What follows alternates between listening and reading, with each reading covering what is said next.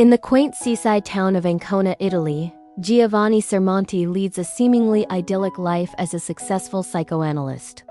Portrayed by director Nanni Moretti himself, Giovanni spends his days listening to the neuroses of his patients in a sunlit office overlooking the Adriatic. Complaints ranging from a man's irrational fear of cancer to a woman's compulsive shopping. At home, he shares a warm, affectionate bond with his wife, Paola, a literature teacher played by Laura Morante with quiet elegance.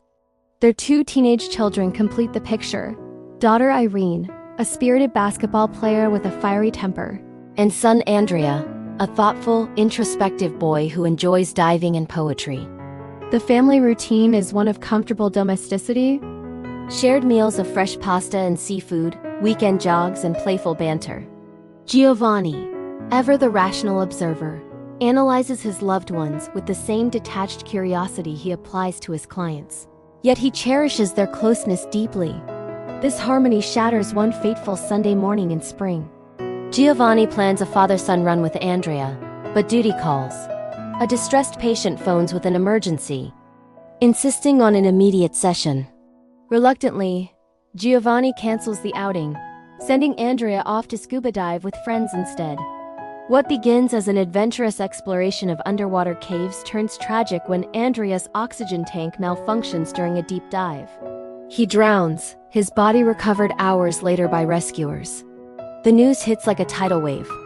Giovanni, arriving at the morgue, identifies his son's lifeless form, his face contorted in disbelief.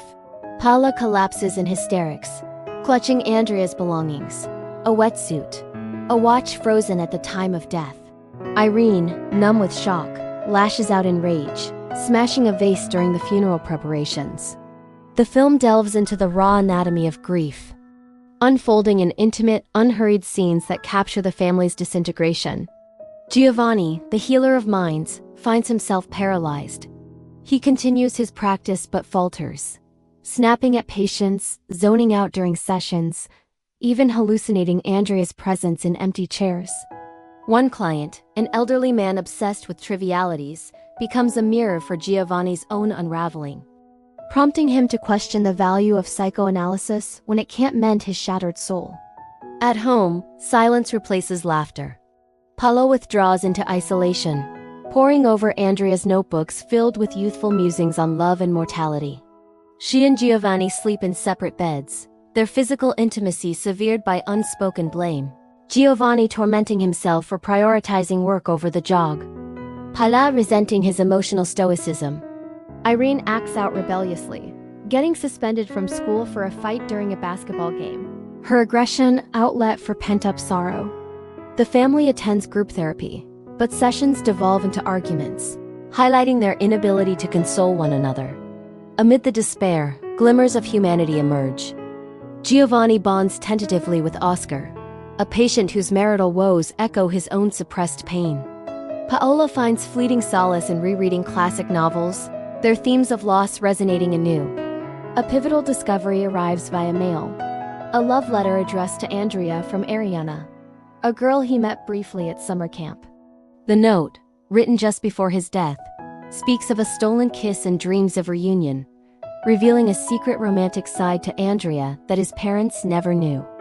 Obsessed with this fragment of their son's hidden life, Giovanni tracks down Ariana's family.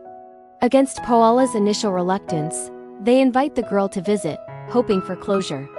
The climax builds during a spontaneous road trip to the French border, where Ariana and her boyfriend are vacationing.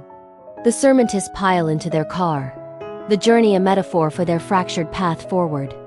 Along winding coastal roads, they argue, reminisce, and finally open up.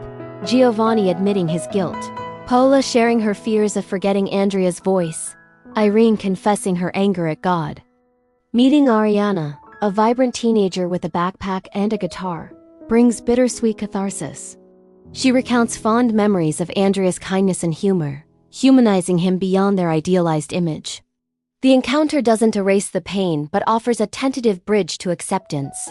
Life persists, love lingers in unexpected forms. The film concludes on a poignant note at a deserted beach near the border.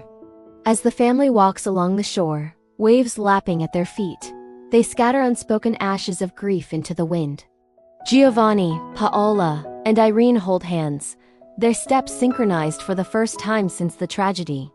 A final voiceover from Giovanni reflects on the impermanence of existence, underscoring the film's themes of mortality, resilience, and the limits of understanding human suffering. Shot with naturalistic lighting and a minimalist score of haunting piano motifs, The Sun's Room is a masterclass in subtle emotional depth, earning the Palme d'Or at Cannes for its unflinching portrayal of bereavement's quiet devastation.